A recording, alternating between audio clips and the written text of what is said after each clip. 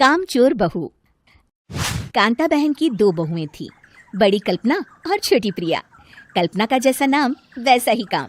सारा दिन कल्पनाओं में रहती, ना कोई काम करती ना कोई धाम। अरे कल्पना बहू, जरा अच्छी सी चटनी पीस दे, आज कुछ मजेदार खाने का मन है।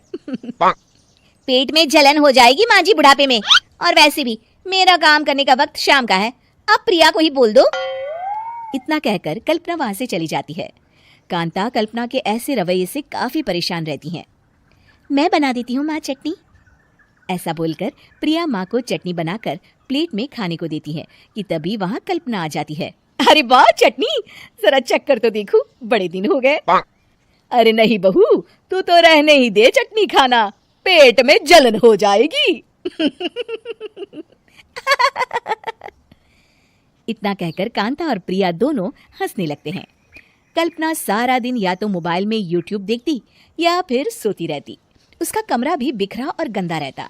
एक दिन कल्पना का पति अशोक उससे कहता है, अरे कल्पना, जानवर भी उस जगह को साफ कर लेता है जहाँ वो बैठता है, तुम तो इंसान हो, कैसे इतने गंदे कमरे में रह लेती हो?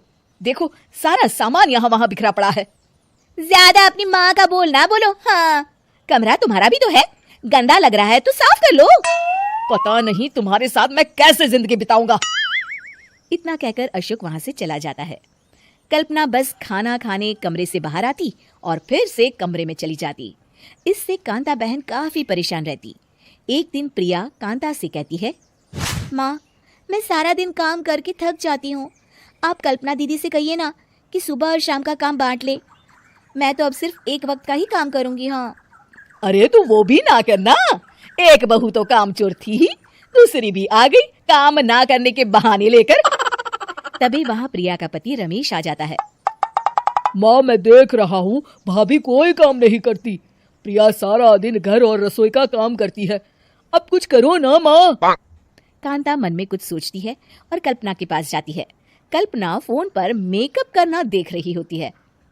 कल्पना, तुम सारा दिन बस मोबाइल देखती हो, घर का कोई काम भी कर लिया करो।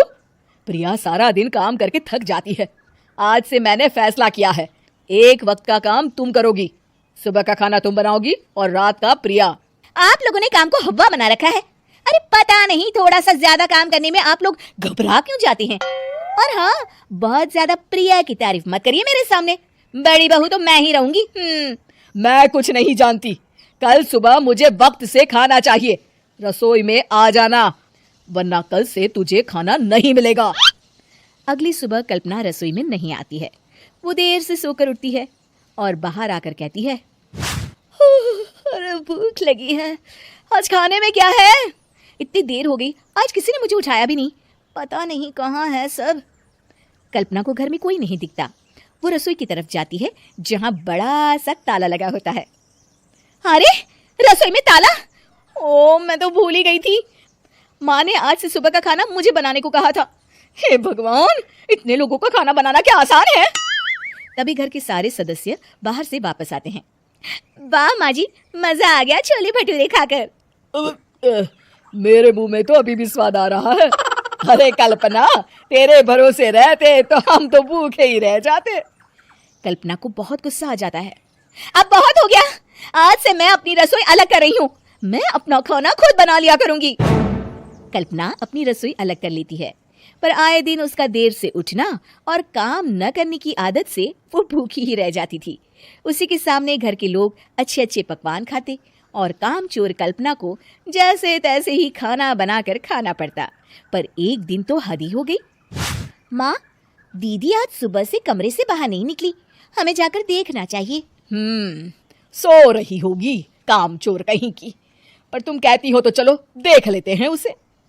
कल्पना कमरे में पेट पकड़कर बैठी होती है।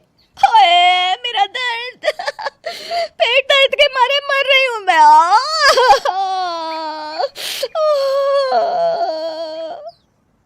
अरे दीदी क्या हुआ, पेट में दर्द क्यों हो रहा है, डॉक्टर को दिखाया आपने?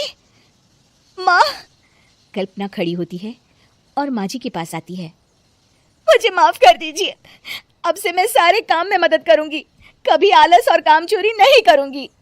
हाँ हाँ, वो तो ठीक है, लेकिन अचानक क्या हो गया जो तू काम करने को तैयार हो गई? कामचोर कल्पना। माँ, लगातार बासी और उल्टा पुल्टा खाना खाने के कारण मेरे पेट में इन्फेक्शन हो गया है। काम ना करना पड़े इसलिए मैं 2 दिन का खाना एक दिन ही बना लेती थी। बासी और खराब खाना खाने के कारण लेने के देने पड़ गए। पेट में दर्द हो रहा है। चलो अच्छा हुआ, देर आए दुरुस्त आए।